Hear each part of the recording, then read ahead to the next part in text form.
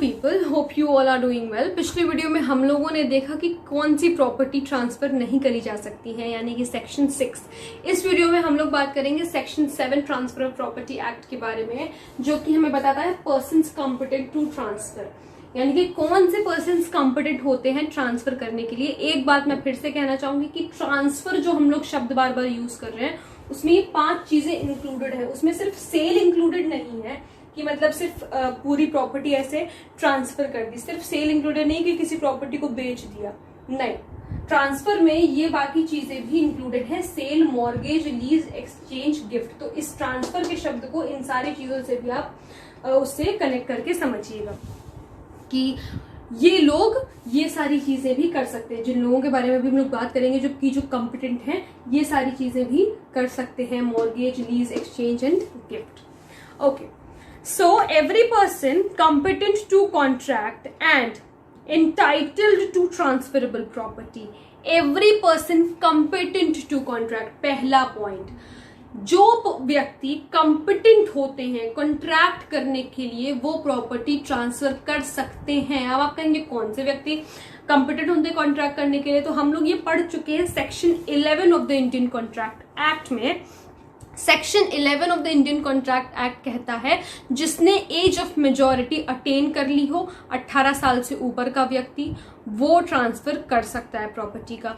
दूसरी चीज, वो साउंड माइंड का होना चाहिए। अगर उसका दिमाग खराब नहीं है, वो पागल नहीं है, तो वो प्रॉपर्टी ट्रांसफर कर सकता है। तीसरा पॉइंट ये है कि वो लॉ से डिस्क्वालिफाइड नहीं होना चाहिए। तो ये 3 पॉइंट्स बताए गए हैं section 11 of the Indian contract act में।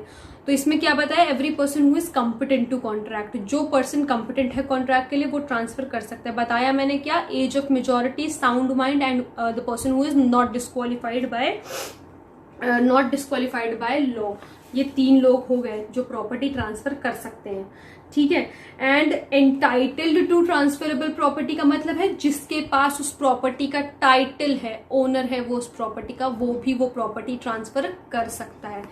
ये सारी चीजें इंक्लूडेड हैं। बार बार मैं इसलिए बोल रही हूँ ताकि याद रहे, सिर्फ सेल मत समझना ट्रांसफर के लिए कि बेच दिया सिर्फ वही ट्रांसफर होता, ये सारी चीजें भी इंक्लूडेड हैं ट्रांसफर शब्द में। ओके, और authorised to dispose of transferable property not his own is competent to transfer, या फिर जिसको ऑथराइज किया गया है, ओनर ने जिसको ऑथराइज किया है कि वो डिस्पोज ऑफ कर सकता है उस पर्टिकुलर प्रॉपर्टी को, वो भी ट्रांसफर कर सकता है, ठीक है। ईदर होली और इन पार्ट, पूरी की पूरी दे दे या पार्ट में दे, ठीक है, यानी कि लैंड का कुछ हिस्सा दे या फिर पूरी प्रॉपर्टी दे दे उसको, ठीक है।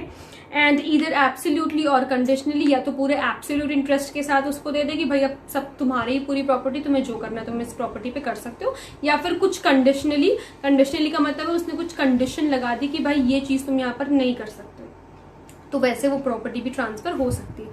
Okay, then in the circumstances to the extent and in the manner allowed and prescribed by any law for the time being in force, ठीक है। तो एक हमने क्या देखा इस सेक्शन में, सेक्शन 7 में पर्सन्स, कौन से पर्सन्स कॉम्पिटेंट होते हैं टू ट्रांसफर द प्रॉपर्टी। सबसे पहले तो जिन्होंने, जो the person who are competent to contract में कौन कौन लोग आ गए, एज ऑफ मेजॉरिटी जिसने अटेन करी है, साउंड माइंड का होना चाहिए और डिस्क्वालिफाइड बाय लॉ नहीं होना चाहिए, ठीक है। सेकेंड पॉइंट, जो जिसके पास उस प्रॉपर्टी का टाइटल है, ठीक है। पहला पॉइंट क्या, every person who is competent to contract. दूसरा पॉइंट, जिसके पास उस प्रॉपर्टी का टाइटल है वो ट्रांसफर कर सकता है। तीसरा पॉइंट, जिसको ओनर ने ऑथराइज्ड किया हुआ है प्रॉपर्टी को डिस्पोज ऑफ करने के लिए कि वो कर सकता है, तो वो भी ट्रांसफर कर सकता है। तो ये 3 पॉइंट हमने पढ़े हैं। ये 3 लोग होते हैं to the person who are competent to transfer the property. Okay, so I hope आप लोगों को सेक्शन 7 भी समझ में आ गया होगा। अगर कोई प्रॉब्लम है तो please let me know in the comment section, और अगर आप लोग इस टॉपिक पे वीडियो देखना चाहते हैं तो वो भी प्लीज मुझे जरूर बताइएगा। Thank you so much.